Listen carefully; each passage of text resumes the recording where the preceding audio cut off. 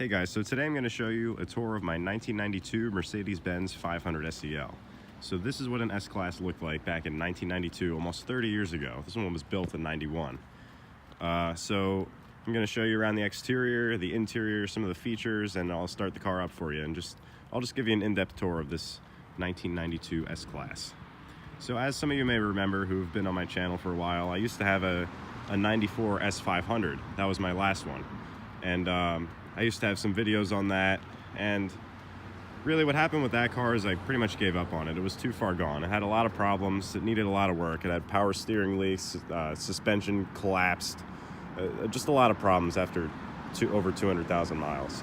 So I upgraded to this 500 SEL. I've had it for about 2 months now, and I never really got around to making a video on it. I put about 1,000 miles on it since I got it. It's my weekend ride. The PT Cruiser is still my daily driver. So yeah, first I'll show you the exterior. It has the classic Mercedes-Benz grille and the glass headlights with the wipers, and of course the hood ornament, which is missing from most of the new Mercedes, sadly.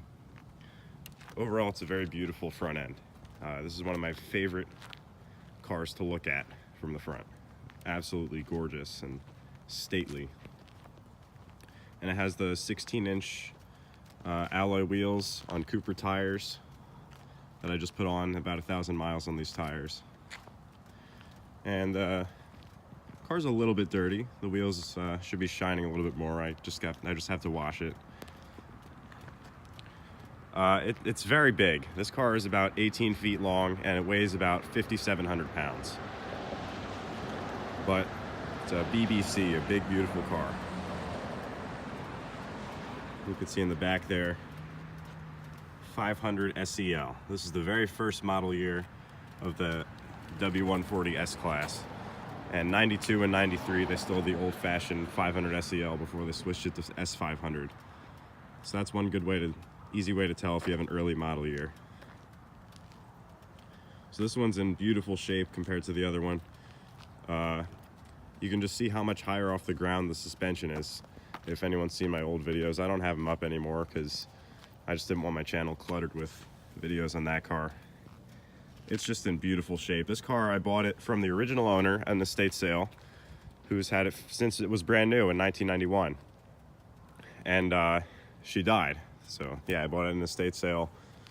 It only has 86,000 original miles, all documented, serviced at Mercedes-Benz dealerships. So this car is in really fantastic condition.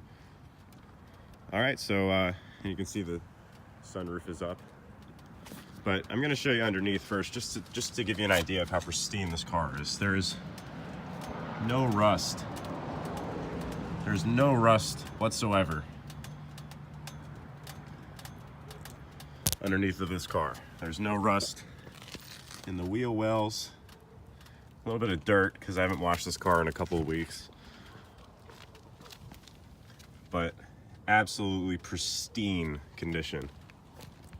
And just take a good look at that Mercedes-Benz star. I might replace this star because the letters are fading a little bit. Excuse me. All right, so now without further ado, I'm going to start up the car and show you some of the features. Let's hop in, and you can see it has the black leather interior with the burlwood trim. Let me get my key and start it up for you guys. I'm just going to straighten the wheel too so you can see the gauges.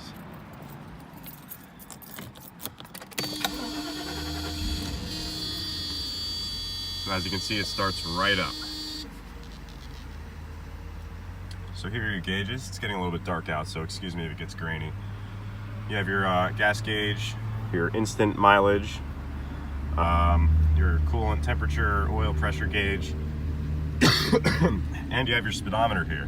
And what's interesting about the speedometer is that it does not start at 0, it starts at 10. So if you're just driving it really slow, the needle won't even move, which is very, very interesting. You also have the mileage, 86,679, very low miles on this car, the trip gauge, and a digital display for the temperature. Headlight switch over here. Now they're lit up in orange. And hidden in the gauge cluster is a little clock, which is a nice touch. And this is your light. This is a little LED light for the traction control when it comes on.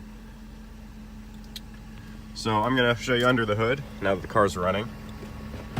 Show you the 5-liter V8. And another fun fact about this car, since this is the 92 model, Mercedes-Benz for the W140, they cut down in emissions for the later years of the W140. So the 92 model actually made 322 horsepower, and 93 and up made 315 horsepower. So this is actually the best version of the M119 W140s that you could get. The big, you can see under here, it's a big motor. Again, the engine cover is on, but it's a huge, well, I wouldn't say huge compared to like Chevys and their big V8s and Cadillacs of the time. So yeah, it's in beautiful shape. And the hood, of course, is held up by those struts, so you don't have to worry about a hood prop. And actually, this is more of a two-person job, but you can push these buttons here, and you can make the hood so that it opens up 90 degrees. I'm not going to show you that because it's really hard to do with one person when you're working on it. So that's pretty cool. You can see the headlights. Kinda. The camera doesn't pick them up very well. Okay, so now going around the car. Most of you know about this feature with these old S-Classes. This one has soft closed doors. As you can see, the door closes itself the rest of the way if you don't, if it doesn't shut hard enough, which is very nice because these doors are really heavy. Without the soft closed doors in my old Mercedes, which they didn't work, you really had to slam that door like no other car. So it's really nice having soft closed doors in a car like this. You can see the dual exhaust over there. And when you pop the trunk, check this out. A little handle pops out to assist in your trunk opening. The only problem with it is it's chrome, so your fingerprints get on it, and it's pretty hard to clean. You have to clean it with the trunk open because otherwise it'll go away. 500 SEL. And here's your trunk. It's not as big as like an old Lincoln or something like that, but it's very wide because this is a very wide car. So it has a lot of width to it. The handle goes away when you close the trunk. And also, I'll show you this when I put the car into reverse, but there's two little aerials on each side. One on the right, one on the left. And then there's your antenna. But these two little aerials are for when you go into reverse, so you can see the back of your, so you can see the corners of your trunk. It helps when you're backing up, so you don't back into another car. So it's a pretty helpful feature. And again, I'll show you the soft closed doors. They all work in this car. This tiny little dent here. I guess it was a door ding. That's one of the few imperfections of this particular car. There's a little scrape on the bumper there, both from before I got it. Also with the headlights, so you can see that's off. Those are for your just your running lights. This is for your headlights. But if you pull the switch out, you get these yellow fog lights, which is pretty interesting. This car doesn't have fog lights in the bottom. They're integrated into the main headlight. Okay, so now that I've shown you all the exterior quirks, I'll show you some of the features with the interior. And starting with the door panel, you can see this very nicely finished door panel with your burl wood. This is real wood, by the way. In the old Mercedes that I had, the wood was hanging off, and you could see right underneath it was real wood. All the wood trim in this car is real wood, which is very great. There's a little storage compartment here also. It flips down. You can hide stuff in there. But it won't be hidden much longer when people accidentally try to close the door with that, which happens all the time. Turn on the lights again so you can see the switches. This is your switch for your seat controls. You can see the memory settings on the left side and the seat controls on the right. And like newer Mercedes, this car has electric headrests. Check this out. Electric headrests. I'm just gonna push the 1 to return to my memory setting. Very nice. And that's the window lock control, I guess, for the rear windows. All right, looking inside, this is a very nice interior. The seats are absolutely soft, wonderful, very supple leather. You can see a couple of wear marks on this, but overall the interior is just in fantastic condition. I'll show you from the back seat so you can get a wide angle view of the front interior. That's your interior right there. Really fantastic. This is one of the best Mercedes-Benz interiors ever. And so I'll show you what some of the buttons and switches do. So these are your 2 air vents. This is one of the most complicated climate controls ever. It took me so long to figure out this whole climate control system. So here are your vents. You have your hot air button and your cold air button. So this is your off switch. This turns on the air conditioning. But air won't, even if you have it on the top vent setting like that, it won't blow out hot air or cold air unless you press one of these buttons. It's very complicated. But otherwise, you get these 2 little displays for your temperatures. You can adjust your temperature just like that. And turn off the thing soon so you can hear me better. Dual climate control. You can have it blowing out the top for the driver and the bottom for the passenger. That's a very unusual system, but it's very nice, and you can't do that in modern cars. You have your radio here, which is similarly extremely complex. This is how you turn it on. Like new milk and cookies ice cream made with real chunky station. These are your presets up here. I don't want to get another copyright claim for the song, so I'm just going to lower it. But one cool feature about this radio is that you can actually directly tune to a station by pressing the star 1043, and then you're tuned into the station, which is really cool. And then you press this mode button to switch to your cassette. I have one of those cassettes that plugs into your phone. Let's see the wire here. And yeah, I'm still figuring out how to use this radio because it's super complicated and unintuitive, but that's just how 90s technology was. And you can see some switches up here. This is for your rear defrost. This is for the power headrests in the back. What's interesting about this car, it's a weird quirk, I guess you could call it a flaw, is that this switch only puts up one of the headrests.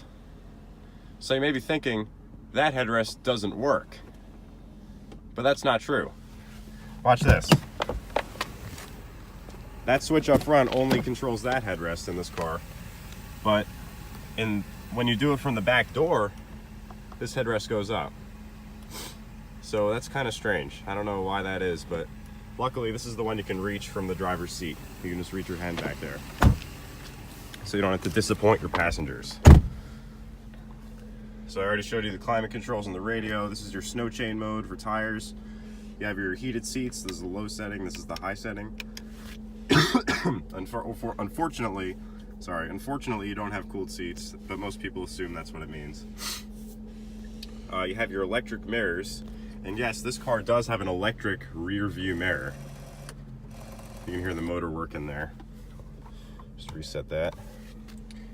So that's kind of interesting. So you don't want to let people borrow your car and break your mirror. You got to tell them about that first. Then you have your window controls, obviously, all 4 windows, auto up and down. And then this one switch fell through the dash. There's an opportunity to see the wood trim. Let me turn on the light so you can see it. You can see it's real wood. You can feel it. You can't feel it through the video, but you can feel it in real life. This button fell through the dash. It's for the fader. And I had the fader adjusted to the back speakers because one of these speakers, this one is blown out. So I have to have the speakers, the sound coming through the rear. Oh, and I forgot to show you the best part. This flips up to reveal the dialer. And yes, this Mercedes still has the original cord phone. Check this out. The original telephone. And this was the dialer back when it worked. But obviously the analog signals were shut off, so you can't use this anymore. So that's hidden away here. I'm going to keep that just for originality purposes. It's also a nice phone holder. You can put your phone in here. It fits perfectly if you're using it for GPS or whatever. And this is your glove box. It opens up just like that, and you have a compartment here with the most useless cup holder. You can't really even put a cup in here unless it's one of those mini water bottles, because it'll cut off at the top just right there. So that's a very bad excuse of a cup holder. And then you have a change holder in here. Can't really see it because it's getting too dark. Then on the passenger side, you can see I have the same as the driver's door. You have the leather and wood trim and the seat controls. And up here you have the sunroof controls. So you can see the sunroof is open. You can pull that just to close it. There's no glass portion, unfortunately. But yeah, that's how you adjust the sunroof. It's very simple. There's no express function, so you have to hold it the whole way, but that's not a huge deal, I guess. You have your door setting to have the light come on with the door. The rear dome lights. You have the front dome lights and the reading lights, which I guess the driver's one doesn't work, but that's not a huge deal because I'm never going to use it anyway. So yeah. Oh, also one more thing. This car has a power tilt and telescoping steering wheel. Some cars today don't even have a telescoping wheel, let alone a power one. So it's an electric steering wheel, electric telescoping, and it works. Everything in this car seems to work, which is very unusual for a W140. You also have your cruise controls here. You just push it up to set your cruise control, press it down to decelerate. You do this to resume, you do this to cancel. You have your blinker control here. Just like other Mercedes, the blinker control is where the cruise control should be and vice versa. So sometimes when I was new to this car, I would always put on the cruise control when I meant to put on the blinker. I've showed you the front, I'm going to show you the back of the car, which is arguably the best place to sit. The best seat in the house is for the back seat. You can see the warning sticker is still here for the radio. So this is your back seat. This is probably one of the most soft, plush, cushy back seats you could possibly sit in any car. And you have your very nice lights here that you can turn on and off. Very beautiful. And of course you have your flip down mirrors so you can look at yourself. You have your leather seat pouches, and this car has the original owner's manual and everything in this pouch here. And air vents. This car doesn't have rear air conditioning. It's just, you can adjust the vent. It just blows out air that blows out of the front. No climate control, unfortunately. And of course you have your heated seats in the back as well, which is amazing for this time. Even most cars today don't have that feature. Your headrests, and don't forget the best part, the first aid kit, which hasn't been used for the 30 years this car's been on the road. Near 30 years. And also this car has reclining for your seats. With the switch, they recline. Check this out. Now they're going forward. You can see just a little bit. And now they're reclining. This car was no joke, and when it was new, it had a sticker price of about $100,000. With inflation, that's about $200,000. So this car was really, really expensive back in the day. There you have it, guys. That's my tour of my 1992 Mercedes-Benz 500 SEL. I hope you enjoyed this video and look forward to more car tours, walkarounds, and reviews. Thanks for watching.